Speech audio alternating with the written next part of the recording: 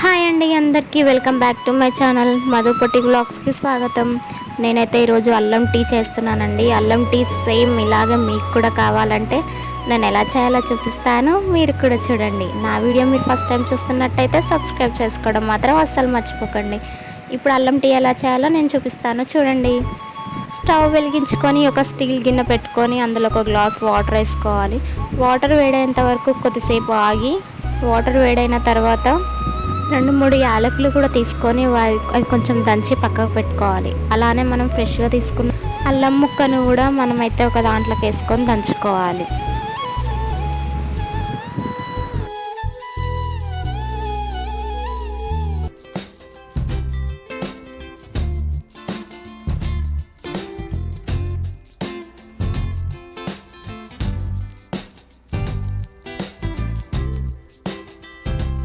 ఇలా దంచుకోవాలి. ఇప్పుడు ఇక్కడ నీళ్ళు మసులుతున్నాయి కదా, ఈ మసిలే నీళ్ళలో మనం దంచుకున్న అల్లాన్ని అయితే వేసుకోవాలి.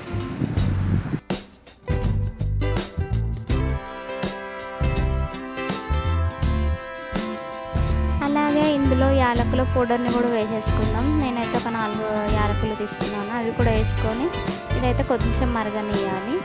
ఇలా మరుగుతుంది, చూడండి ఎలా మరుగుతుందో.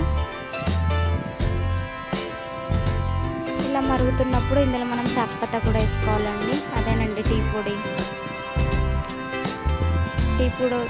కూడా వేసుకొని దీన్ని అయితే మంచిగా మరగనియాలి. ఇట్లా ఎంత మంచిగా మసిలితే మనకు అల్లం టీ అంత బాగా వస్తుంది. ఇలా మరుగుతున్నప్పుడే మనకు చక్కెర కూడా వేసుకోవాలండి, షుగరు. మనకు ఎంత స్వీట్ తాగుతామో, లేకపోతే కొంచెం చప్పగా తాగేటోళ్ళు కూడా ఉంటారు కదా, వాళ్ళ టేస్ట్ని బట్టి వేసుకోండి చక్కెర.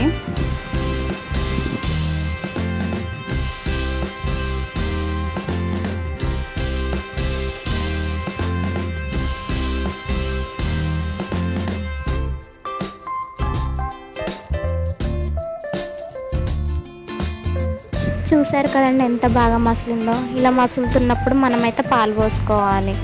నేనైతే పాలు పోసేసుకుంటున్నాను.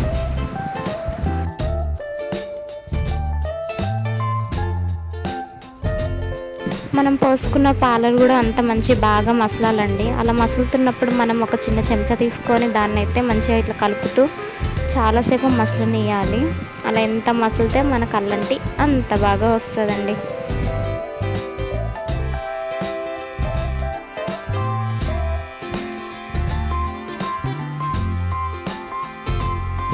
ఇంతేనండి, చూసారు కదా చాయ్ ఎంత బాగా మసిలిందో. ఇలా అంత మసిలిన తర్వాత గ్యాస్ బంద్ చేసి దీన్ని అయితే ఇప్పుడు మనం వడపోసుకోవాలి. నేనైతే ఒక గిన్నెలోకి జాలి పెట్టి వడపోసుకుంటున్నాను.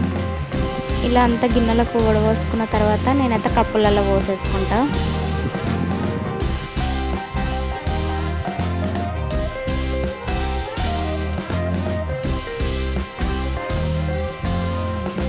చూసారు కదండి, చాలా టేస్టీగా ఉండే అల్లం చాయ్ అయితే రెడీ అయిపోయింది.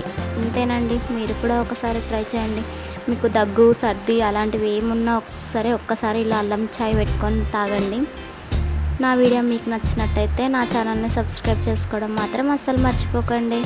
Thank you for watch.